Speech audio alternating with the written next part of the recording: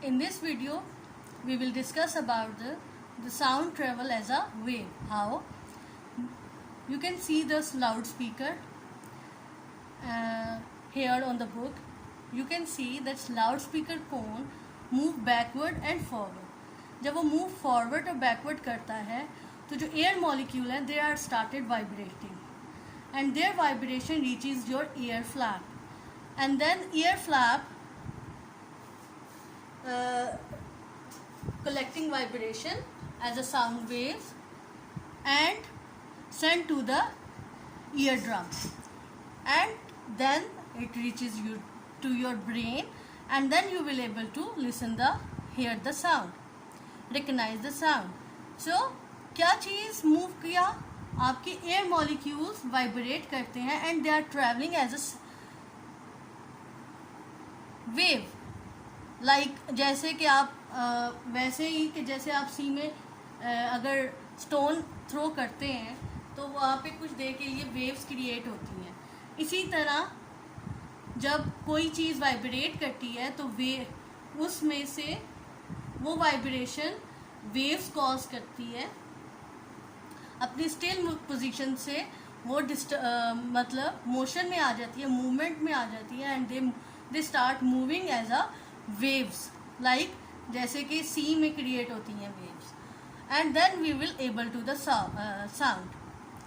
इसी तरह we will there is a model of a sound wave कि ये क्रिएट कैसे होती हैं. Look at the model of the sound wave.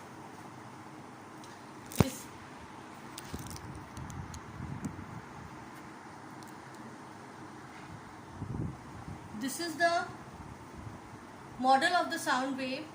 इसमें स्प्रिंग एक फिक्स एंड है और दूसरे एंड पे हैंड है जो पुल कर रहा है स्प्रिंग को. ठीक है, तो स्प्रिंग को जितना स्ट्रेच करेंगे, पहले वो किस पोजीशन में है, रेयर फ्रैक्शन, उस पोजीशन को कहते हैं रेयर फ्रैक्शन. जब आप the air molecules are squash together, जब वो इकट्ठे थे and then when they are when you pull it, जब आपने खींचा तो जो एयर मॉलिक्यूल्स हैं वो वाइब्रेशन जो है नेक्स्ट मॉलिक्यूल्स को पास करना स्टार्ट होगी एंड देन उसमें डिस्टेंस आ गया and in this way wave travel.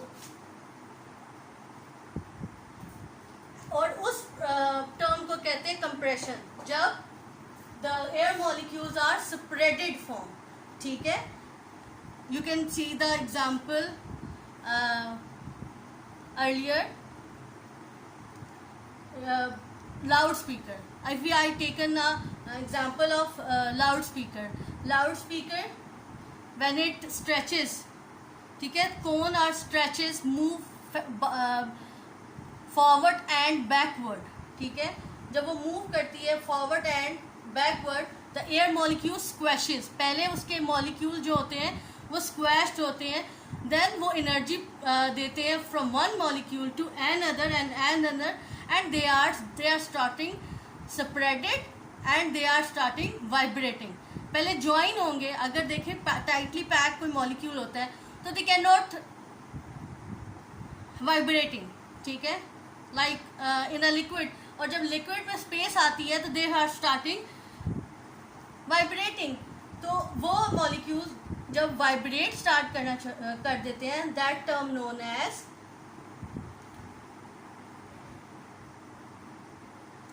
Known as compression. ठीक है, जब air molecules are force close together this is compressed. ये देखें, ये स्प्रिंग यहाँ पे कंप्रेस्ड है, यहाँ पे जो डिस्टेंस है उसको रेयर फ्रैक्शन कहते हैं. Rarefaction distance that the molecules are spreaded, right. And wavelength क्या है, वेवलेंथ होती है the distance between the rarefaction and compression. Rarefaction और कंप्रेशन के दरमियान का जो डिस्टेंस होता है उसको कहते हैं वेवलेंथ, राइट. कि अब इसमें ये जो डिस्टेंस है यहाँ से इस कंप्रेशन का रेयर फ्रैक्शन था उसको कहते हैं, क्या कहते हैं, wavelength, right. And now longitudinal waves. The longitudinal waves क्या होती हैं?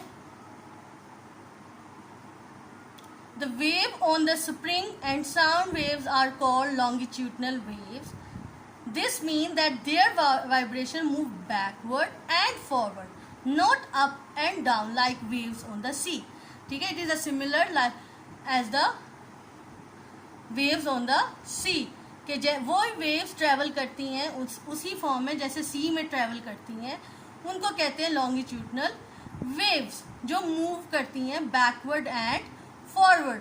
ठीक है, जैसे ये स्प्रिंग को पुल किया या कोन, लाउड स्पीकर का जो कोन है, it stretches, it move backward and forward, और then they produces a longitudinal waves because they do not move upward and downward.